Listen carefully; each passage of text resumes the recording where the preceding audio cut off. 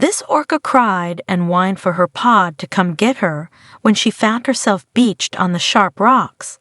Her family couldn't help her, but what rescuers did is incredible. The last place you would expect to see an orca is on dry land, but that was what Eric Keene found when he went to investigate strange sounds he heard whilst sailing the seas around British Columbia early one July morning in 2015. Eric is a whale researcher, and he was on his vessel, the Bangarang, conducting a study on fin whales in the area when he heard mournful cries from a small outcropping of jagged stone on the shore of Andrew Rocks. A young orca was in obvious distress, wedged between sharp rocks, increasingly out of the water. According to Save Our Seas, Janie Ray and Herman Muter, around 7:30 a.m., Eric called the local environmental group Whale Point to tell them what he had found. From Eric's description, the orca experts realized what must have happened. Orca pods in that area would often collaborate to hunt seals for food, with some orcas chasing the seals towards the shore while others patiently waited to spring the trap. This young female orca must have miscalculated her position, and as the tide went out, found herself in shallower and shallower water until there was no way to extricate herself from where she lay wedged between the rocks. She was bellowing for help, obviously scared and probably in pain, when Eric fortunately sailed nearby. Eric was well known to Janie and Herman, often working closely with them on their research. They were traveling back from Hartley Bay towards their base when he alerted them to the young orca's plight. Janie and Herman knew that time was of the essence, and that they would need all the help they could get, so as they raced north to join Eric in Scully Channel, they also contacted Gitgat Guardians at Hartley Bay and Fisheries and Oceans Canada, DFO, both marine organizations, to alert them to the young orca's desperate situation. Meanwhile, Eric and his crew approached the orca to see whether they could help her get off the rocks. They did not get too close to her at first to avoid startling her and causing her to hurt herself while possibly trying to get away.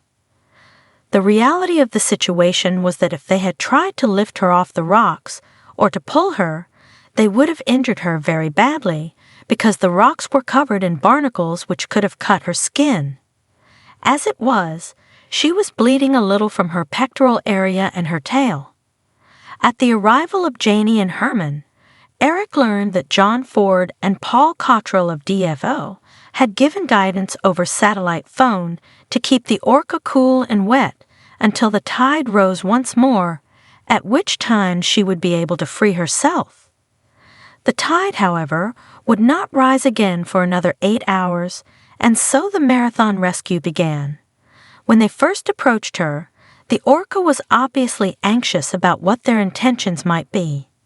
To be trapped in discomfort and surrounded by humans must have been pretty scary for a young killer whale. Her breathing was quick and shallow, and gravity was obviously making it harder for her. Eric ingeniously put together a makeshift water pump from a hose and some duct tape and went to the backside of the island where he worked the pump for Herman, who used the hose to soak the orca with cooling seawater. All of the rescuers soaked sheets in seawater and placed these gently along the length of the orca's body. As they worked, the rescuers noticed that the orca's cries were quieting down and her breathing was becoming calmer.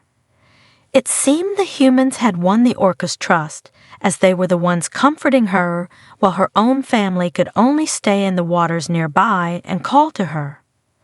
The rescuers took turns to pump the seawater over the young orca and to replace the sheets covering her with freshly seawater-dipped cooler sheets. They could see that the orca calf's dorsal fin was getting dry, so they used a pillowcase from Eric's boat to wet with seawater and cover the fin. All morning, the weather had fortunately been gray and overcast. However, as the sun rose to its zenith at noon, the cloud cover dispersed, and the heat of the day began in earnest. Everyone worked tirelessly to keep the orca cool and wet. Working in shifts, the humans carefully took care of the orca as if she had a fever, replacing the drier, warmer coverings with cooler, wetter ones, all the while dousing her with seawater from the pump, making sure she would not dry out from the heat of the sun. The rescuers could not help thinking how bad things might have been for the young female orca had Eric not heard her cries.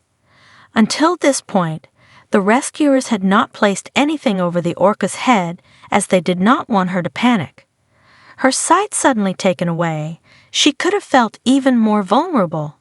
However, the fierceness of the sun made it absolutely necessary to protect the orca's delicate skin from the heat and dryness. Janie describes how she watched one of the team approach the orca, inching his way slowly into the water in front of her head and delicately placing a wet, cool sheet over her head, taking great care not to cover her blowhole. This orca's youth and relatively small size were in her favor. She was only 9 years old. The average life expectancy in the wild is between 30 and 50 years and around 7,000 pounds, 3,175 kilograms in weight. True, this is the weight of your average hippopotamus or rhinoceros or 7 cows, if you can visualize that better. But a fully grown male can weigh up to 16,000 pounds, 7,257 kilograms. Had this beached orca been older and bigger, the pressure on her lungs would have been greater, and she may well not have lived until the next tide. The water pump eventually broke. There was no fixing it, no matter how much duct tape Eric used. This could have been a devastating blow, but just at that moment, the sea began to rise again. After a total of 9 exhausting hours, the tide had risen sufficiently for the rescuers to begin the process of setting the young orca free. They removed the sheets from her body and head and the pillowcase from her dorsal fin. The team knew that the time had come for the orca to do what only she could do: swim out of her rocky prison. They did not want their presence to startle her into trying too soon and injuring herself more seriously, so they walked away and climbed up onto a nearby cliff to watch and wait. All of them felt the same, sending her all their wishes for strength and willing her to have the ability to free herself. The water level slowly began to creep up the young orca's body until it covered her. As it happened, she began to cry out once more. This vocalization seemed different. Perhaps it was excitement that soon she could be released. And yet she continued to lie there. She would occasionally lift her tail, but she was making no attempt to swim. Her rescuers were becoming worried. They wondered if something was wrong. Perhaps she was more badly injured than they had thought. Maybe she was too drained from her long ordeal to make this one last gargantuan push to escape. They realized then that they only needed to trust the orca calf's natural instincts. By moving her tail, she had been testing the depth of the water, and when she knew that it was safe and that she would not risk harm, she suddenly struck out in 2 huge thrusts. Free of the rocks, she sped through the sea. From where they stood, watching from their boats and on the rocks all around, her human rescuers screamed, "You go, girl," and cheered in exhilaration and relief. They had done it. It had taken more than 9 hours of hard work and tender care, but they had managed to keep the young orca alive and well until she could return to her pod once more. Eric had placed a hydrophone into the water and was able to play the rescue as the orca's song as she vocalized over and over, calling for a response from her family. For a while, her voice was the only one. Eric and his fellow miracle workers experienced a moment of concern and doubt. Where was the young orca's pod? Had they given up on her after such a very long time on land? Had they sadly swum away to mourn her loss?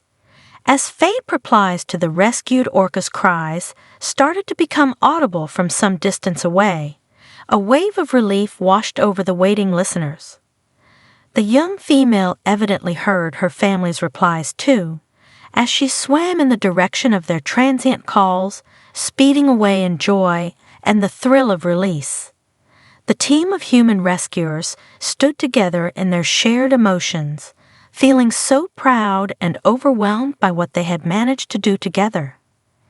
Every one of them had given their all.